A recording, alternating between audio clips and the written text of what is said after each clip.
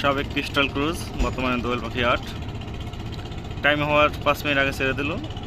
সকাল 7টা 55 ছাড়লো দোয়েল পাখি 8 লঞ্চটি, যাচ্ছে ইলিশের উদ্দেশ্যে। ভিডিওটি ধারণ করা হচ্ছে 28শে রমজান,